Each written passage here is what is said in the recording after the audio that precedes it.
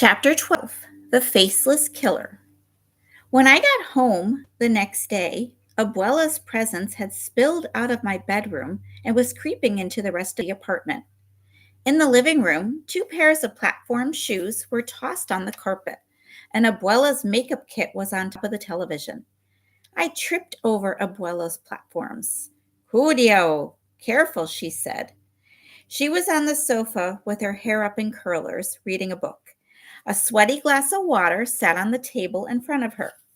The precious album was next to the water, and though it was hot in the room, Abuela had lit candles on the side table by my grandfather's picture. Dios te bendiga. Abuela blessed me, and after a moment of uncertainty, I kissed her cheek and sat down next to her. What are you reading? I asked. Garcia Lorca. Abuela could see I didn't know what she was talking about. He was a Spanish writer, she explained. Spanish from Spain. He wrote plays that rebelled against high-class Spanish society. Abuela. She rested the book, the open book on beside her on the sofa. Tell me more about grandfather, I said, glancing at Abuela Emilio's picture. Abuelo's eyes filled with a memory of long ago. I met him one of the rare times I was by myself. Now I wonder if he had been waiting for me, like an animal waiting for his prey. Why were you alone? It was in the morning, and my mother suddenly thought she didn't have sugar for my father's coffee, and he could not have coffee without sugar. So he wouldn't yell at her. She sent me to run to the plaza and buy some. Saw me and threw me a flower. Threw you a flower? What kind? A rose? No, he really didn't throw me a flower. That's just an expression. It means he said something nice to me. He said a compliment to me. Like when a guy whistles at you? Sí, mia. He said, tantas curvas y yo sin frenos. So many curves and me without brakes. Abuela smiled at the memory. The next couple of times when I was with my mother at the plaza, he and I looked at each other, but made believe we didn't. It was so nice to have a secret away from mi madre. I kept hoping and praying for another chance to go to the market alone, but it didn't come. So I decided to make it come. My father, he also loved a cute avocado with his dinner, and my mother had saved half of one just for him. One day, just before we sat down to eat, I ate it myself. ¿Y el agate? Where's the avocado? My mother had screamed when she couldn't find it. I don't know what happened to it, I said. Abuela's giggled and she continued with the story. My mother said, Go get me one, rapido, before your father finds out. So I ran to the plaza, and when I saw your grandfather start to walk toward me, I took my time feeling the avocados for ripeness. He got really close, but I made believe I didn't notice him. Even when I could almost feel his breath on my neck, my face got hot. I remembered how I felt when Wilfredo said my name, like he was eating something sweet. And I was embarrassed, Abuela said. Maybe I took that feeling of being embarrassed for love. When I got sick to my stomach that night, I was sure it was love.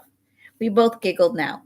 The next thing I knew, he was at my door asking my father if he could see me. I didn't think my father would have been comfortable telling a policeman no. And my mother thought it was great that he came from an old Spanish family that had coffee plantation. So he began to come around every Sunday. Did he wear a uniform? Yes, with the pants that were loose around the waist and thighs and tight from the knees to the ankles. And he wore his revolver too. His gun? Abuela let loose a chuckle. See, Emilio, he was very handsome and in control. I felt very safe with him. How could you not, Abuela? He wore a gun. In truth, all the guardians civiles carried guns. Abuela rose from the sofa and went to my room. She came back with a flowered drawstring bag. Pulling the pins out of her rollers, she popped them in the bag. before unfurling her hair and putting the rollers in the bag with the pins. Her tube curls bounced as each roller left her head. She kept up with her story. After a few months of dating, we got married and moved to this grand house with his parents. This was the first time I ever lived in the countryside. The house was on a coffee plantation. It was a rich person's house. Wasn't it nice to live in the house of a rich person? It was nice if you don't mind staring at the same hill and the same cows day after day. In my parents' house, I had to help my mother clean and cook, and like I told you, go to the store. But my husband's family had a housekeeper, so there wasn't much for me to do. I always hated housework, but when whole days went by and I had nothing to occupy my time, I wished for laundry and cleaning. Abuela went to her makeup bag on the television set and reached in for a mirror and eyebrow tweezers. She tied a huge overhand knot in the curtain to let more light in, then examined her no eyebrows in the mirror. Ouch, she explained, pulling out a single hair at the top of her face. I sat around tweezing my eyebrows and playing with my hair, waiting for Emilio to get home from work. That explained her missing eyebrows. Did you ever have any fun being married? At the beginning, we did. We used to go dances. Sometimes we even go to the Escoban Beach Club in San Juan.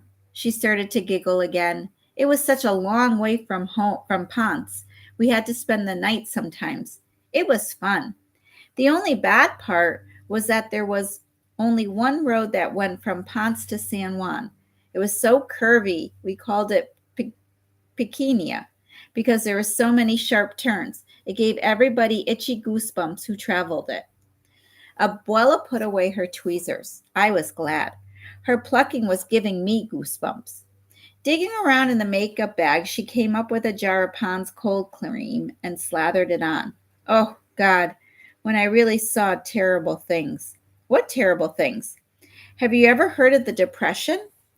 I think I'll learn about it next year in school. Well, you'll learn it was very bad in the United States, but you might not learn it was 10 times worse in Puerto Rico. Children dying from starvation and tuberculosis every day.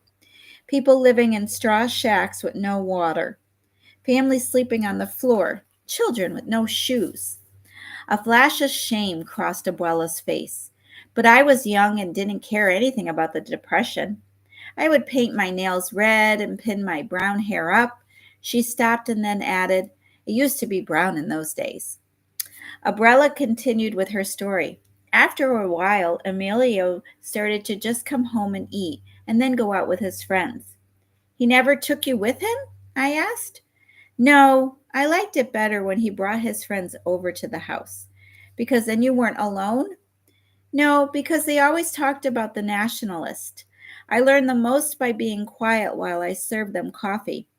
They hated the leader of the nationalist, Pedro Albizio Campos, for saying all of Puerto Rico's problems were because Puerto Rico belonged to the United States. Anyway, the more Emilio's friends came over and drank, the more they blamed everything that went wrong in Puerto Rico on the nationalists. Abuela went back to her room and came out with 2 sticks of incense. I found this handsome black man selling these in the street. I had to buy some. She lit them and waved them around. Smells good, right? By now her curls had relaxed, and rolling her hair up had actually made it look smoother than ever. She put a scarf over the lamp and the room got pink. This new light made her look younger, different. I got pregnant almost right away, and I began to spend more time with my mother. It was so good. It also gave me a chance to get away from him. Get away from him?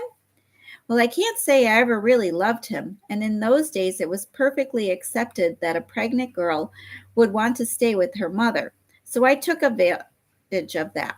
Emilio agreed and left me off at Mommy's when he went on duty that day of the massacre.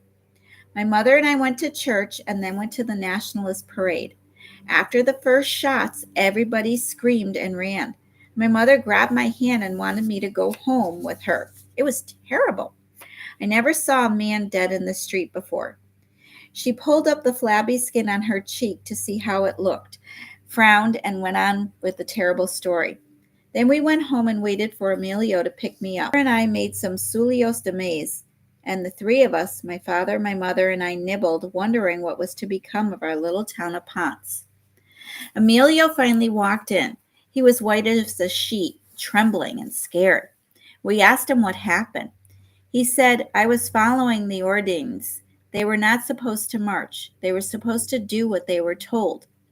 Evelyn, I remember my mother turning away to make coffee for Emilio, and my father respectfully nodding. After pursing her lips a bit, Abuela went on.